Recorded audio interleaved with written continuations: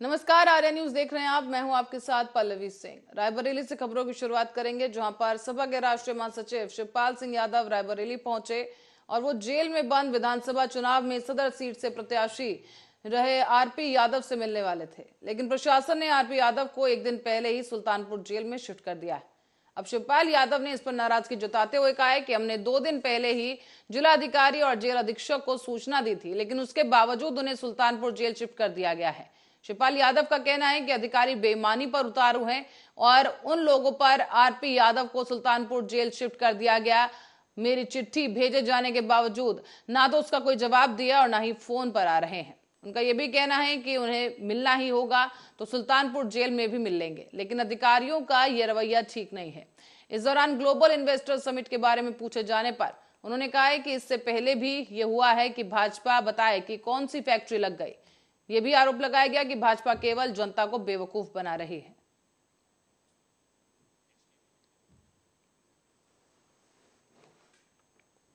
और इस बीच आपको बता दें कि उत्तर प्रदेश की राजधानी लखनऊ में ग्लोबल इन्वेस्टर्स समिट का आयोजन किया जा रहा है और विपक्ष ने इसे शो ऑफ बता दिया है। सपा अध्यक्ष अखिलेश यादव ने कहा कि भाजपा सरकार प्रदेश को विकास के बजाय विनाश की ओर ले जा रही है। कांग्रेस का यह कहना है कि जनता के पैसे का इस्तेमाल जनता को ही गुमराह करने के लिए किया जा रहा है।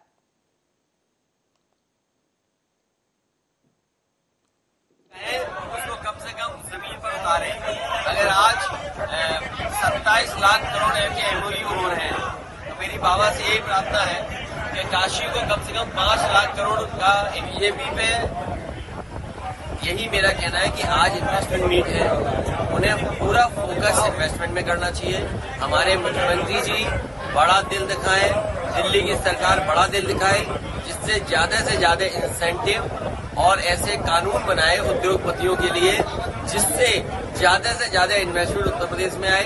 अगर ज्यादा इन्वेस्टमेंट आएगा तो ज्यादा पूरी सब्जी और जलेबा खाएंगे लोग, ज्यादा लोगों की जेब में पैसा होगा तो लस्सी भी ज्यादा लोग खाएंगे और पिएंगे। दोस्ती के तराने गाने गा रहे हैं आप आजकल?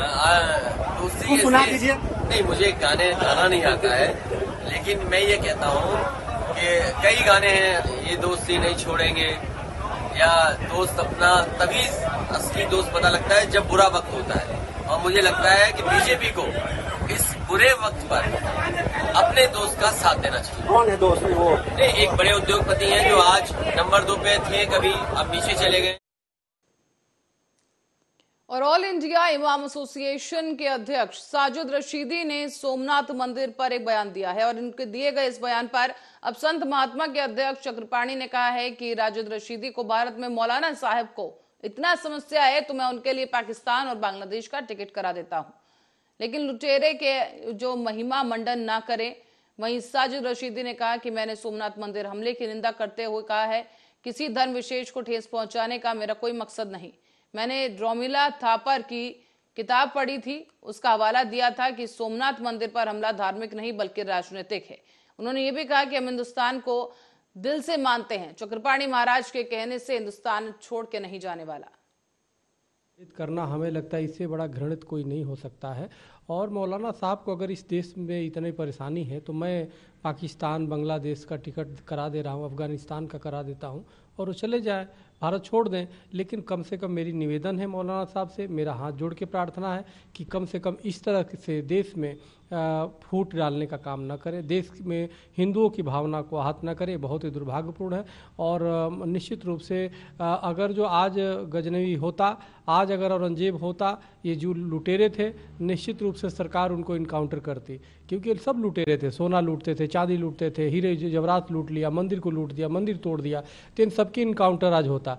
लेकिन वो लुटेरों का महिमा मंडित किया जाना एक मौलाना के द्वारा, ये बहुत ही निंदनीय है। मैं घोर निंदा करता हूँ और सरकार से मैं चाहता हूँ ऐसे लोगों पे सख्त कार्रवाई करें। देखिए, मैंने जो सोमनाथ पर बयान दिया था उसका मेरा मकसद किसी की भावनाओं को आहत करना नहीं था। मैंने सिर्फ एक रोमिला थापर जो हिस्टोरियन हैं, मैंने उनको पढ़ा था। उनका कहना यह है कि इस हमले को किसी धर्म से न जोड़ा जाए, क्योंकि उस वक्त में जो भी हमले इस तरह के हुआ करते थे वो अपनी सल्तनत, अपनी बादशाहत को बढ़ाने के लिए हुआ करते थे। उनका मकसद इस्लाम को बढ़ाना या हिंदू मत को कम करना, ये मकसद उन लोगों का नहीं हुआ करता था। उस ज़माने में जो हिंदू बादशाह होते थे उन लोगों ने भी बाकायदा हिंदू हुकूमतों पर हमला किया और उनके मंदिरों को तोड़ा, उनकी मूर्तियों को तोड़ा। बल्कि वो अपनी जीत जब ही समझते थे जब उनके मंदिरों को तोड़कर तबाह कर दिया करते थे, मूर्तियां तोड़ दिया करते थे। तो मेरा कहना सिर्फ इतना था कि उस वक्त में जो सोमनाथ के मंदिर में कुछ ऐसी बातें धर्म के नाम पर हो रही थी जिसकी शिकायत महमूद गजनवी तक गई, और महमूद गजनवी ने ऐसा किया। मैंने कभी उसकी मूर्ति तोड़ने को समर्थन नहीं किया कि उसने जो मूर्ति तोड़ी है या मंदिर तोड़ा है वो अच्छा किया, उसका समर्थन मैंने नहीं किया। मैं बुरा मानता हूँ, नहीं तोड़ना चाहिए किसी भी धर्म के जो भी निशानियाँ हैं, जो भी अलामतें हैं। अब जैसे बाबरी मस्जिद को तोड़ा गया, हम बुरा मानते हैं उसको, तो ऐसे ही किसी भी धर्म के मंदिर को या गिरजाघर को तोड़ा जाएगा तो जाहिर बात है हर आदमी बुरा मानेगा। तो मैं उसको अच्छा नहीं मानता। मैं हिंदुस्तान में या मेरे पूर्वज हिंदुस्तान में कोई ज़बरदस्ती नहीं रहे हैं। हमारे पास तो चॉइस थी जाने की पाकिस्तान, लेकिन हमने पाकिस्तान को एक्सेप्ट इसलिए नहीं किया क्योंकि पाकिस्तान इस्लाम के नाम पर बना, और आज जो उसकी हालत है हम देख रहे हैं। जैसे नेपाल हिंदू के नाम पर बना था, श्रीलंका हिंदू के नाम पर बना था, लेकिन आज क्या हालत है, आज वहाँ की अर्थव्यवस्था क्या है, वहाँ की पोजीशन क्या है। तो ये सारी चीज़ें देखते हुए हमारे पूर्वजों ने जो हिंदुस्तान में रहने का फैसला किया तो ये बाय चॉइस था, ज़बरदस्ती नहीं था। हम हिंदुस्तान को दिल से मानते हैं, दिल से तस्लीम करते हैं और हिंदुस्तान में रहेंगे। ऐसा नहीं है कि चक्रपाणी महाराज के कहने से हम छोड़कर पाकिस्तान चले जाएं या सऊदी चले जाएं, दुबई चले जाएं। हमने कुछ ऐसा काम न तो राष्ट्र के खिलाफ किया है, न देश के हिंदुओं के खिलाफ किया है। महिमा मंडित करना हमें। और अब बढ़ेंगे अगली खबर की ओर। एटा से खबर है, जिला स्तरीय निवेश कुंभ का राजकीय ITI में भव्य आयोजन किया गया, जहां जिला स्तरीय इन्वेस्टर्स समिट में 12 विभागों के तहत 176 निवेशकों ने 15,828.79 करोड़ के निवेश प्रस्ताव को MOU साइन कर दिया है।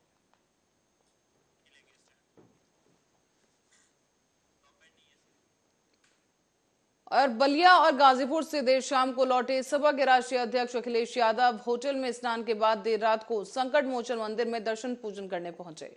यहां पर मंदिर के महंत विशंबरनाथ मिश्र ने माला पहनाकर उनका स्वागत किया है। इस दौरान महंत ने सपा प्रमुख से बातचीत भी की। बंद कमरे में तकरीबन आधे घंटे तक कई मुद्दों पर चर्चा की गई। महंत का कहना है कि सपा प्रमुख से गंगा की दुर्दशा पर चर्चा की गई है।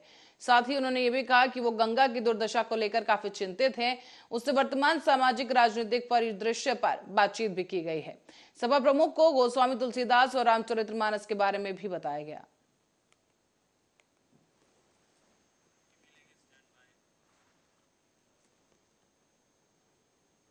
और गोरखपुर से अब खबर है, बताया जा रहा है कि गोरखपुर में सूदखोरों के खिलाफ सख्त कार्रवाई को लेकर कांग्रेस पार्टी ने राज्यपाल को एक ज्ञापन सौंपा है।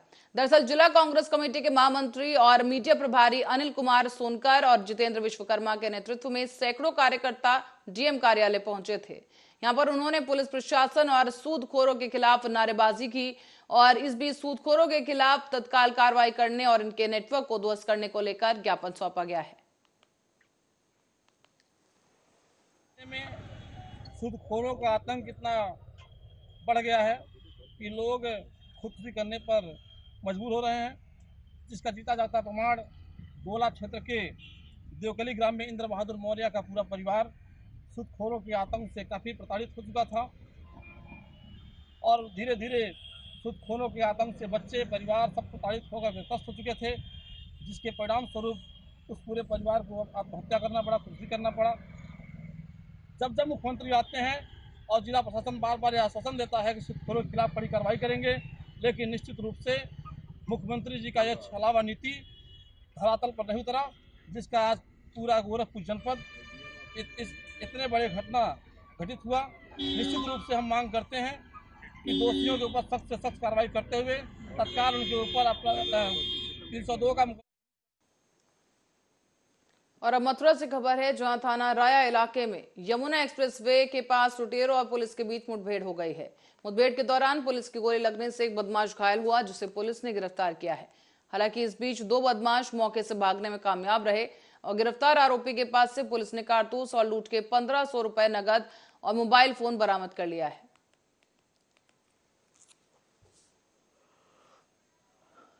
मोबाइल लूट लिया गया था तथा उसमें उसके कुछ पैसे भी थे। उसके द्वारा पुलिस को सूचना दी गई। इस पे पुलिस के द्वारा अपने मुखबिरों की सूचना पर उसमें से एक व्यक्ति जिसका नाम जितेंद्र है, जो कि ग्राम सिहोर थाना जमुना पार का रहने वाला है, कुछ दिन पहले ही जेल से छूट के आया था, उसको गिरफ्तार किया गया तथा उसके अन्य 2 साथी फरार हो गए हैं।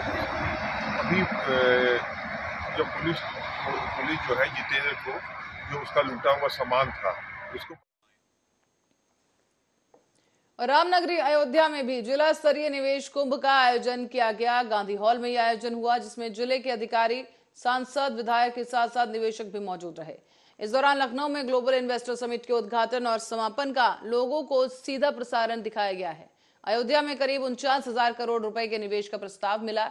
इस दौरान डीएम नीतीश कुमार ने इसकी जानकारी देते हुए कहा है कि अलग अलग विभागों से अनापत्ति के लिए अलग अलग कैटेगरी बनाई जाएगी और सभी उद्योग के प्रतिनिधियों से कहा गया है कि जो भी अनापत्ति की है आवश्यकता है उसके लिए एक व्यवस्था की जा रही है, जो कि हर 15 दिन पर निवेशकों के साथ बैठक होगी।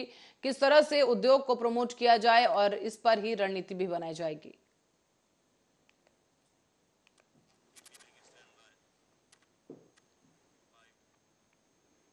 और अब रायबरेली से खबर है, जहां पुलिस अधीक्षक आलोक प्रियदर्शी की सख्त कार्रवाई देखने को मिली है, जिसके बाद अपराधियों और माफियाओं में हड़कंप मच गया। ताजा मामला है बछरवा थाना क्षेत्र का, जहां पर पुलिस ने महिला के गहने लूटने वाले एक बदमाश को गिरफ्तार किया है।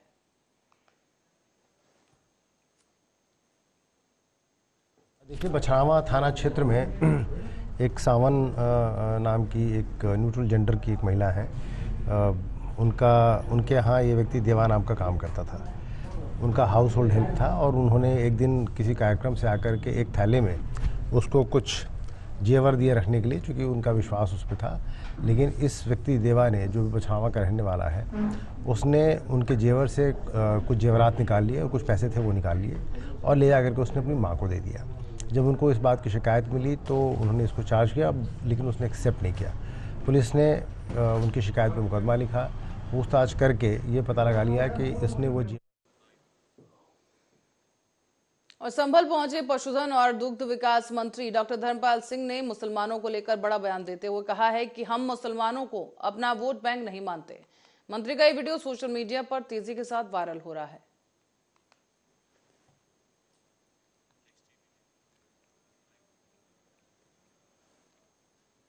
और दोराहा स्थिति ऐतिहासिक गुरुद्वारा श्री कटाना साहिब को जाने वाली सड़क पर अतिक्रमण को लेकर विवाद हो गया है।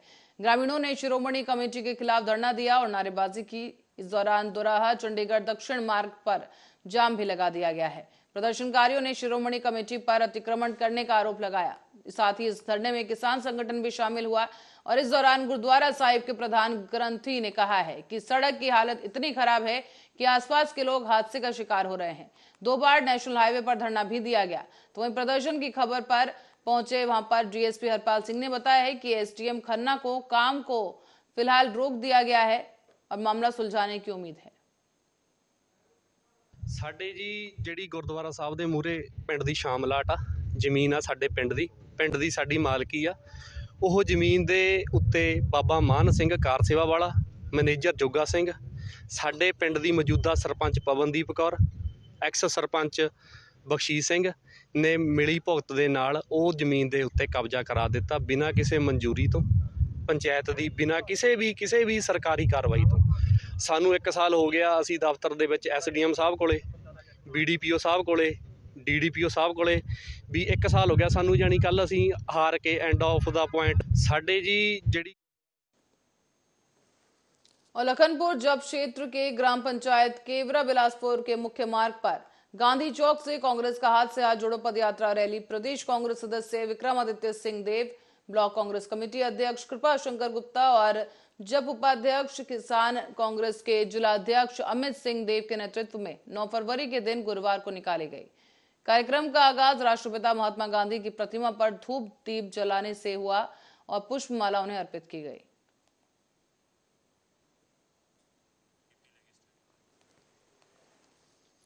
पटियाला पुलिस को बड़ी सफलता मिली है। दरअसल बम्बीही गैंग के 2 कुख्यात गैंगस्टरों को 5 हथियारों के साथ गिरफ्तार कर लिया है। एसएसपी पटियाला वरुण शर्मा ने प्रेस कॉन्फ्रेंस करते हुए बताया है कि तेजिंदर सिंह उर्फ गुल्लू, जिसकी उम्र 26 साल है, अमरीक सिंह उर्फ शेरू, जिसकी उम्र 32 साल है, उसे पुलिस ने गिरफ्तार किया है। नाकेबंदी के दौरान 5 32 बोर पिस्टल और 20 कारतूस समेत इन्हें गिरफ्तार किया गया। ये दोनों ही बबिहा ग्रुप के साथ विदेशों में बैठे गैंगस्टर्स के लिंक में भी थे। बताया जा रहा है कि दोनों का आपराधिक रिकॉर्ड खंगाला जा रहा है और एसएसपी ने यह भी जानकारी दी कि इन दोनों से और भी बड़े खुलासे होने की उम्मीद है। साथ ही ये किसी बड़ी घटना को अंजाम देने की फिराक में थे जब इन्हें गिरफ्तार किया गया। ਮਾਨਯੋਗ ਡੀਜੀਪੀ ਪੰਜਾਬ ਅਤੇ ਮਾਨਯੋਗ ਆਈਜੀਪੀ ਪਟਿਆਲਾ ਰੇਂਜ ਦੇ ਦਿਸ਼ਾ ਨਿਰਦੇਸ਼ਾਂ ਹੇਠ ਪਟਿਆਲਾ ਪੁਲਿਸ ਨੇ ਲਗਾਤਾਰ ਸਮਾਜ ਵਿਰੋਧੀ ਅਤੇ ਸ਼ਰਾਰਤੀ ਅਨਸਰਾਂ ਖਿਲਾਫ ਜੰਗੀ ਪੱਧਰ ਤੇ ਮੁਹਿੰਮ ਛੇੜੀ ਹੋਈ ਹੈ। ਇਹਦੇ ਮੁਤਲਕ ਸਾਨੂੰ ਕਾਫੀ ਵੱਡੀ ਕਾਮਯਾਬੀ ਉਦੋਂ ਮਿਲੀ ਜਦੋਂ ਦਵਿੰਦਰ ਬੰਬੀਹਾ ਗੈਂਗ ਨਾਲ ਸੰਬੰਧਿਤ 2 ਕੁਖਿਆਤ ਗੈਂਗਸਟਰ ਸਣੇ 5 ਸੋਫਿਸਟੀਕੇਟਿਡ ਪਿਸਟਲਸ ਜਿਹੜੇ ਆ ਅਸੀਂ रिकवर की। डीएसपी मध्य प्रदेश से खबर है जहां पर पूर्व सीएम कमलनाथ और वर्तमान सीएम शिवराज सिंह चौहान के बीच घमासान देखने को मिला है। बता दें आपको कि दोनों के ही बीच सवालों के जरिए जुबानी जंग चल रही है। अब सीएम शिवराज सिंह चौहान ने कमलनाथ से फिर एक बार सवाल पूछा है। कमलनाथ क्या कर रहे हैं, मुझे समझ नहीं आ रहा। कमलनाथ जी कुछ कहते हैं और इनकी आईटी सेल कुछ और कहती है। एक तरफ कमलनाथ चुनाव नहीं लड़ने की बात कर रहे हैं और दूसरी तरफ उनकी आईटी सेल तुरंत उसका खंडन करती है। जी क्या कह रहे हैं मुझे समझ में नहीं आता। अब वो कह रहे हैं कि मैं चुनाव नहीं लड़ूंगा, उन्होंने कहा मैं चुनाव नहीं लड़ूंगा, लेकिन उनके आईटी सेल ने फटाफट खंडन करके कहा अवश्यम भाभी, तुम्हारे बिना दुनिया नहीं चल सकती, कांग्रेस नहीं चल सकती। ऐसा लग रहा है कि उनके अलावा कुछ है ही नहीं है। अवश्यम भावी मुख्यमंत्री कौन सा होता है? अब मुख्यमंत्री तो हमने देखे थे, मुख्यमंत्री, भूतपूर्व मुख्यमंत्री, वर्तमान मुख्यमंत्री, ज्यादा से ज्यादा कोई कह दे, हालांकि वो भी कल्पना लोग की उड़ान होती है भाभी, लेकिन अवश्यम भावी मुख्यमंत्री क्या होता है? और कानपुर में पैरा रोलिंग लैंड करते समय अनियंत्रित होकर जमीन पर पलट गया, जिससे कि एक व्यक्ति घायल हो गया है। इस बीच पैरा रोलिंग सवार घायल हुआ है और ये दुर्घटना कानपुर देहात महोत्सव के दौरान की है। बताया जा रहा है कि पैरा रोलिंग उड़ाया जा रहा था, लेकिन इस दौरान नीचे आते वक्त पैरा रोलिंग अनियंत्रित हो गया और जमीन पर पलट गया। उसमें सवार एक व्यक्ति गंभीर रूप से घायल हुआ है। इस दौरान पैरा रोलिंग ने वहां कवरेज के लिए गए पत्रकारों से अभद्रता भी की।